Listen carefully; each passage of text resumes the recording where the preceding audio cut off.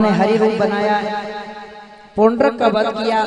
पौंड्रक राजा जो खुद को वासुदेव और भगवान का अवतार कहता था, सुदर्शन चक्र धारण करता था, ऐसे पौंड्रक से भगवान का युद्ध हुआ और भगवान ने उसका उद्धार कर दिया। बोलो भक्तवत्सल भगवान की। सुदीक्षण पर कृपा की है भगवान ने। जरासंध के साथ भीम का युद्ध हुआ।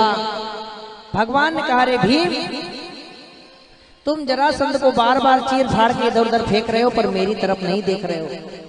मैंने एक ही सूत्र हर मनुष्य को सिखाया। गीता जी में अर्जुन को भी यही कहा कि अर्जुन, काम तो तू कर रहा है, तो तेरे परिवार का ही तेरे हाथों से नाश कर रहा है, लेकिन अगर तू परिवार की तरफ देखेगा तो तुझे परिवार दिखेगा, और तू मेरी तरफ देखेगा तो तुझे अपना धर्म नजर आएगा।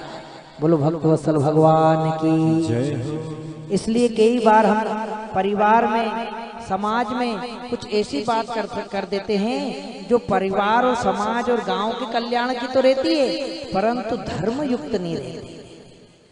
और अगर बात किसी के स्वार्थ की है, कल्याण की भी है, लेकिन धर्म युक्त नहीं है, तो वो बात छोटी होती है। बोलो भक्तवत्सल भगवान की जय हो। इसलिए किसी को कड़वी लगे, कोई गुस्सा हो जावे, कोई आपसे बात ना करे, कोई से आपका नाता टूट जाए, आपको हजारों रुपए का नुकसान हो जाए, पर कभी भी धर्म से अधर्म की बात को सत्य मत कहना। बोलो भक्तवत्सल भगवान की जय हो। जो गलत है वो गलत है, अपने धर्म पर हमेशा टिके रहना चाहिए।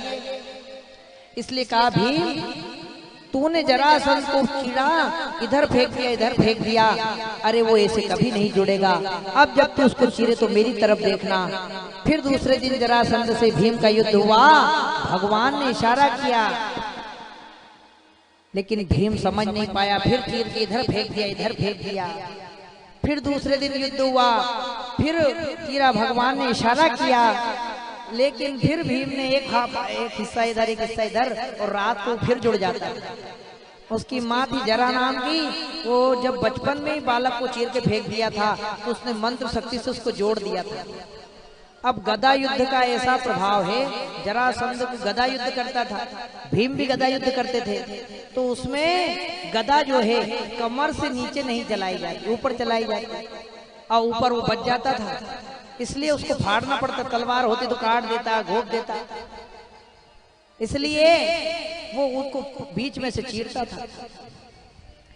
तीसरे दिन भगवान ने कहा, अरे भीम, तुम मेरे को देखते हो, पर मैं जो कहना चाहता हूं तुमसे, वो समझने की कोशिश नहीं करते। भगवान ने तीसरे दिन इशारा किया, तो तीसरे दिन भगवान ने एक तिरखला उठाया मोटा, उसको बीच में से चीरा, और चीर के इधर वाला हिस्सा इधर फेंका और इधर वाला हिस्सा इधर फेंका।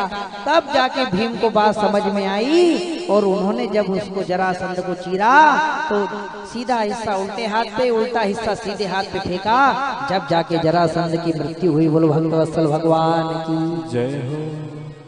इसलिए भागवत कहना क्या चाहते हैं ये भी समझना बहुत जरूरी है। भगवान की लीलाएं क्या कहती हैं, क्या सिखाना चाहती है, उस पे भी ध्यान दिया करो। केवल कथा का आनंद ले लिया, भजन का आनंद ले लिया, लेकिन भजन सिखा क्या रहा है?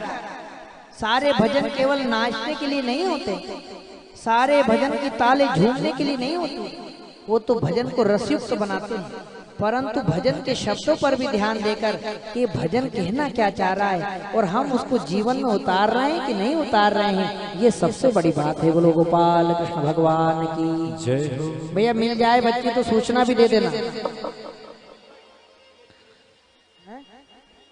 मिल गई भैया, वो गोपाल कृष्ण भगवान की। हमारी पूरी जनता की टेंशन हो गई थी, उनको मन ही नहीं लग रही हो तो कथा। आप सब अपना बच्चा बच्ची उनको हाथ पकड़ के बिठा के रख दो, कितनी मस्ती करे। आज कुंभ भरा गया है और बढ़ेगा अभी।